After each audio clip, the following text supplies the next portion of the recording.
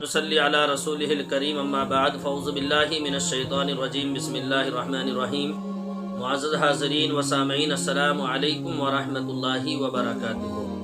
محترم بزرگ اور دوستو، آج ہم نماز کے متعلق کچھ باتیں عرض کرتے ہیں۔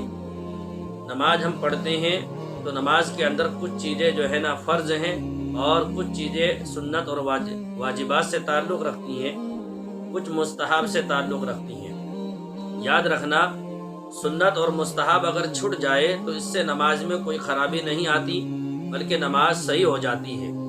فرض اگر چھٹ گیا تو نماز کو لوٹانا پڑے گا، بنا لوٹائے نماز نہیں ہوگی۔ واجب اگر چھٹ جاتا ہے تو واجب کے چھٹنے پر سجدہ سہو لاگو ہوتا ہے۔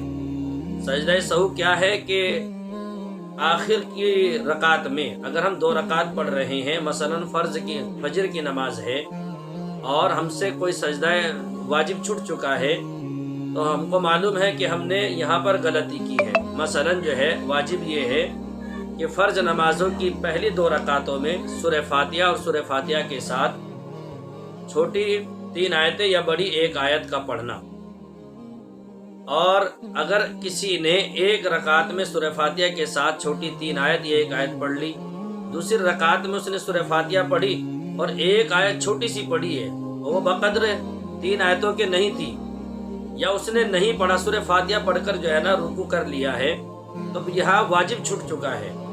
اب اسے چاہیے کہ جو ہے وہ آخری رکعت میں التحیات پوری پڑھے، اس کے بعد سلام پھیرے دہنی طرف، 2 سجدے کرے، پھر اس کے بعد التحیات، درود شریف، دعائے معصورہ پڑھ کر پوری نماز مکمل کرے، نماز اس کی ہو جائے گی۔ یہ ہے سجدہ سہو کو کرنے کا آسان طریقہ۔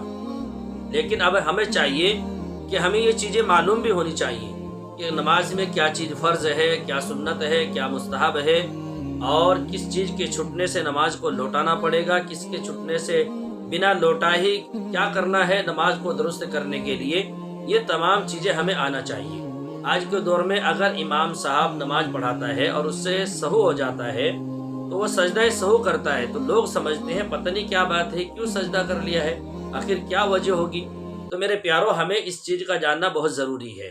تو ہم جانیں کہ نماز میں کون سی چیزیں سنت ہیں، کون سی مستحب ہیں، اور اگر کوئی چیز ہم سے چھٹ گئی ہے تو اس کو بنا ادا کیے نماز ہماری ہوگی یا نہیں ہوگی، مسئلہ یہ ہے۔